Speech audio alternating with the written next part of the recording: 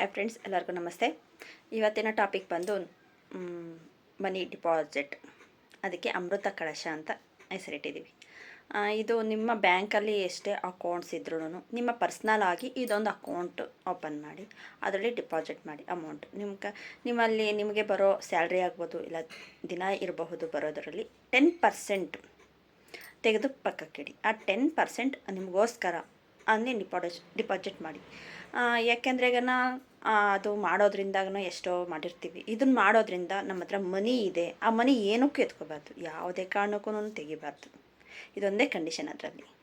ನಿಮ್ಮ ಹತ್ರ ಮನಿ ಇದೆ, ಯಾವಾಗಲೂ ಇಲ್ಲ ನನ್ನ ಹತ್ರ ಮನಿ ಇಲ್ಲ ಅಂತ ಹೇಳ್ತಾ ಇದ್ದೀವಿ. ಇವಾಗ ಮನಿ ಇದೆ ಅನ್ನೋದು ನಿಮಗೆ ಇದಾಗುತ್ತೆ, ಸಬ್ಕಾನ್ಷಿಯಸ್ ಮೈಂಡ್ಗೆ ಅದು ನನ್ನ ಹತ್ರ ಇದೆ ಅನ್ನೋ ಇದ್ರ ಮೇಲೆ ಮನಿ ಅದರಿಂದ ಇನ್ನೂ ಮನಿ ಜಾಸ್ತಿ ಫ್ಲೋ ಆಗುತ್ತೆ.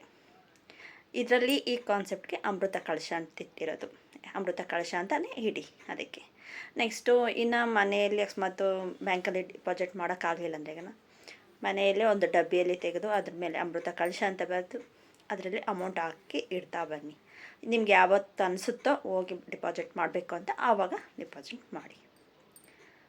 ನೆಕ್ಸ್ಟು ಈ ಮನಿನ ಯಾವಾಗ ತೆಗಿಬೇಕು ಅಂದರೆ ಏನಾದರೂ ಗೋಲ್ಡ್ ತೆಗಿಬೇಕಾ, ಅದನ್ನು ಹೆಂಗಿದ್ರು ಮಾರೋದಿಲ್ಲ, ಆವಾಗ ತಗೊಳ್ಳಿ. ಇಲ್ಲ ಲ್ಯಾಂಡ್ ಏನಾದರೂ ತೆಗಿಬೇಕು ಅಂತಿದ್ರೆ ಅದ್ರ ಮೇಲೆ ಭೂಮಿ ಮೇಲೆ ಹಾಕಬಹುದು.